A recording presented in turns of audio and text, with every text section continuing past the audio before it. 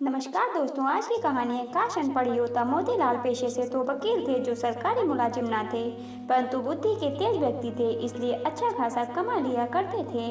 उम्र ज्यादा हो चुकी थी, इस कारण अब वकालत छोड़ दी थी और अधिकतर समय घर पर ही व्यतीत करते थे। खाली वक्त में अखबार पढ़ना और जब कभी उससे भी मन की हताशा दूर न हो तो अपने बड़े बेटे मोहन को बुरा भला कहना, यही थी उनकी दिनचर्या। बड़ा बेटा मोहन भी उनकी बातों को दिल से नहीं लेता था, बस उनकी आदत ही ऐसी है, यही सोचकर बर्दाश्त कर लेता था। मोतीलाल का घर पूरी तरह से सुख संपन्न था, क्योंकि दो छोटे बेटे सोहन रोहन सरकारी नौकरी पर थे। एक डॉक्टर तो एक पुलिस में था। महीने पर अच्छी खासी रकम घर पर आ जाती थी। इतना रुपया पाकर मोतीलाल का दिल खुशी से झूम उठता था, परंतु जैसे ही उसकी नज़र मोहन पर पड़ती, वैसे ही उसकी हंसी गम में बदल जाती और वह अपने अनपढ़ बेटे मोहन को कोसने लगता था, क्योंकि वह चाहता था कि मोहन भी अपने भाइयों की तरह पढ़ लिख कर सरकारी नौकरी करे। परंतु मोतीलाल के अथक प्रयास से भी मोहन का मन पढ़ाई में न लगा। अब तो यह आलम था कि हर रोज मोहन को गाली देना और घर का सारा काम मोहन से ही करवाना, यह सब मोतीलाल की आदत में आ चुका था। जब कभी भी कोई व्यक्ति अपने बेटे की नौकरी लगने की खबर मोतीलाल को सुनाता, तो उनका गुस्सा मोहन पर दोगुना फूटता था। मोहन की अब यही दिनचर्या बन चुकी थी कि खेत से चारा काट कर लाना और मशीन से काट कर जानवरों को डालना और घर का खाना भी बनाना और शाम को मोतीलाल के पैर दबाना। इतना करने के बावजूद भी उसे इनाम में सिर्फ गालियां मिलती थीं, परंतु फिर भी उसके मुंह से कभी भी मोतीलाल के खिलाफ एक शब्द नहीं निकलता। जब कभी भी वो ज्यादा उदास होता तो अपनी माँ की फोटो को गले से लगाकर बहुत रोता, जो 2 साल पहले ही गुजर चुकी थीं। एक दिन मोतीलाल कुर्सी पर बैठे अखबार पढ़ रहे थे कि तभी शंभू एक मिठाई का डिब्बा लेकर वहां आया और मोतीलाल को वह मिठाई का डब्बा दिया। यह देखकर मोतीलाल का चेहरा तिलमिला उठा, क्योंकि वे बहुत ही ईर्ष्यालु व्यक्ति थे। किसी और की खुशी उनसे बर्दाश्त नहीं होती थी, इसीलिए कोई भी व्यक्ति उन्हें अपनी खुशियों में शामिल नहीं करता था। मोतीलाल ने बाहें चढ़ाकर कहा, क्या बात है शंभू, आज तू बहुत मिठाई बांट रहा है। आखिर इस खुशी का कारण क्या है? क्या कोई लॉटरी लग गई है? शंभू ने कहा, बात यह है कि भैया, आज मेरे बेटे की पुलिस में नौकरी लग गई है। मोतीलाल ने शंभू को अचरज भरी निगाहों से देखते हुए पूछा, क्या कह रहे हो? तुम्हारे बेटे की नौकरी लग गई है? वही बेटा जो 12वीं में लुढ़कते लुढ़कते बचा, वो आज पुलिस वाला बन गया है। अरे हमें तो विश्वास ही नहीं होता है कि उसकी भी नौकरी लग सकती है। शंभू ने नर्म भाव से कहा, हाँ भैया, उसकी ही नौकरी लग गई है, बस सब ऊपर वाले की कृपा है। आज मेरा बेटा पुलिस वाला बन गया है।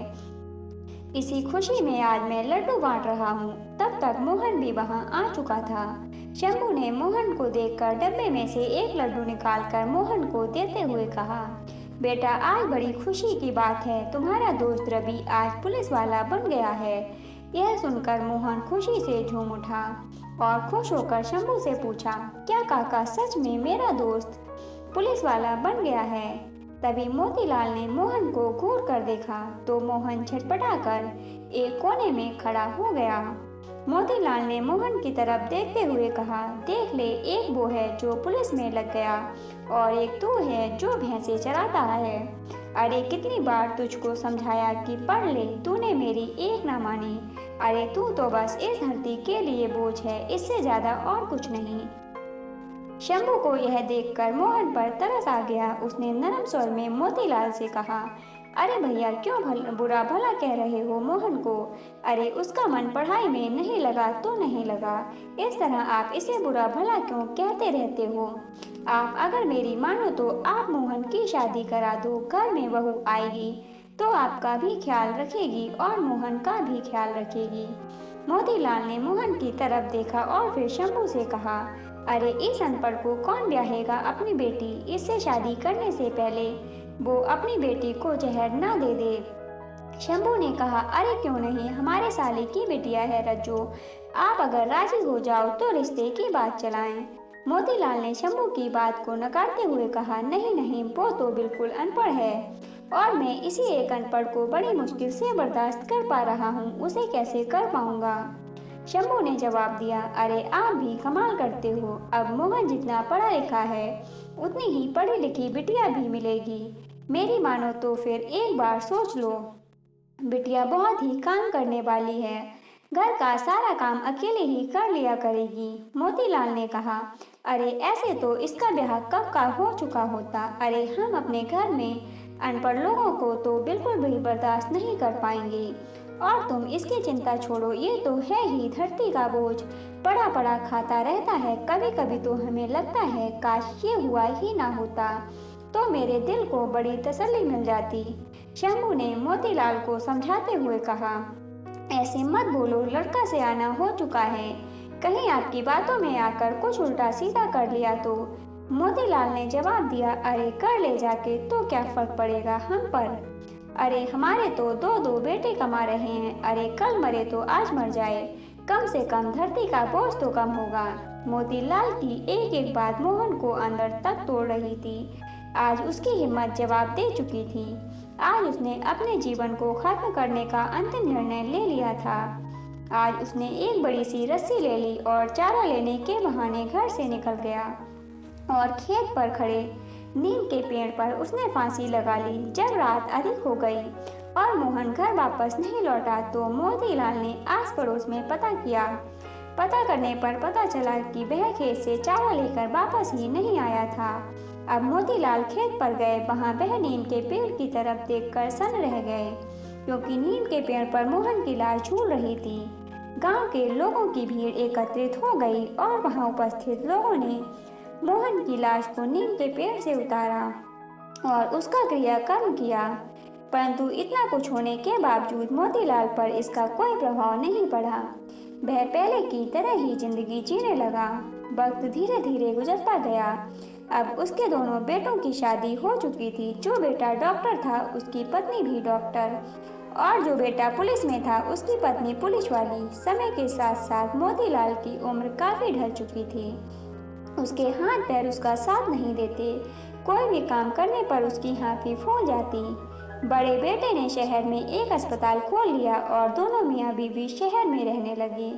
कुछ दिनों बाद छोटे बेटे की भी पोस्टिंग दूसरे शहर में हो गई, तो उसने अपनी पत्नी की भी पोस्टिंग उसी शहर में करवा ली। अब दोनों ही मियाँ बीवी जाने की तैयारी में जुट गए। तभी मोतीलाल ने वहां आकर के अपने छोटे बेटे रोहन से कहा, बेटा, बड़े बेटे और बहू तो हमें छोड़कर चले गए, अब तुम लोग भी जा रहे हो, अब हम अकेले यहाँ कैसे रहेंगे। बेटा ऐसा करो, हमें भी अपने साथ लेते चलो। रोहन ने कहा, बापू आप तो जानते हुए हैं शहर है, अभी हम लोग खुद किराए पर रह रहे हैं और आपको कैसे रखेंगे। वैसे भी बापू हमारे पास ये इतना बड़ा घर, इसे किसके हवाले छोड़ कर जाएंगे। मोतीलाल ने निवेदन किया, बेटा इतने बड़े घर में मैं अकेला रहकर क्या करूँगा। अरे मुझसे तो कुछ किया भी नहीं जाता है, मेरी देखभाल कौन करेगा। रोहन ने मोतीलाल को समझाते हुए कहा, बापू आप चिंता मत करो, मैं इस घर को बेचकर शहर में एक नया घर ले रहा हूँ। बस यहाँ ये घर बेचेंगे और वहाँ नया घर खरीद लेंगे। हाँ बापू, ये ही 2-4 दिन में सेठ इस घर को खरीदने आएगा। आप घर के कागजात पर साइन कर देना और सेठ से 3 लाख रुपए भी ले लेना और शहर चले आना। और जब शहर पहुँच जाओ तो ये रहा मेरा नंबर, हमें कॉल कर देना, मैं तुम्हें लेने आ जाऊँगा। आप चिंता मत करो, बस 2-4 दिन की ही तो बात है। और फिर रोहन मोतीलाल को अपने गले से लगाता है और उनके पैर छूकर वहां से चला जाता है। आज इतने बड़े घर में मोतीलाल अकेला था। जब उसे भूख लगी तो उसने रोटी बनाने के लिए आटा गूंदा। बूढ़े हाथों में इतनी जान कहाँ थी कि जो आटा भी सही से गूंदा जाए। आज उसे अपने बड़े बेटे मोहन की याद रह रहकर आ रही थी, यादों का सैलाब। जब ज्यादा हो गया तो उसे अपनी आंखों के सामने मोहन का चेहरा नजर आने लगा। वो मोहन का आटा गूंदना और रोटी बनाना एक एक करके सभी दृश्य उसकी आंखों में तैरने लगे। उसकी बूढ़ी आंखों में आज आंसू छलक उठे और मन से सिर्फ एक ही आवाज निकल रही थी कि काश आज मेरा अनपढ़ ही होता तो उसकी शादी होती और एक अनपढ़ बहू इस घर में आती। कम से कम वो अपने घर में तो रहती और खाना बनाती। मोहन मेरा घर का सारा काम करता और मैं पहले की तरह ही कुर्सी डालकर बैठे अखबार पढ़ता। परंतु अब सपनों को देखने से होने वाला क्या है? जो कुछ उसने किया आज वो उसके सामने था। 2-4 दिन यूं ही गुजर गए और वो दिन भी आ गया जिस दिन सेठ ने रुपए देने के लिए कहा था। सेठ ने घर के कागज पर साइन करा लिए और मोतीलाल को 3 लाख रुपए दे दिए। रुपए मिलते ही मोतीलाल शहर जाने की तैयारी कर ली और उसने रोहन को फोन करके सब बता दिया कि वो बस स्टैंड पर उसका इंतजार करेंगे। कहे मुताबिक मोतीलाल वहां पहुंच गए और बैठकर रोहन का इंतजार करने लगे।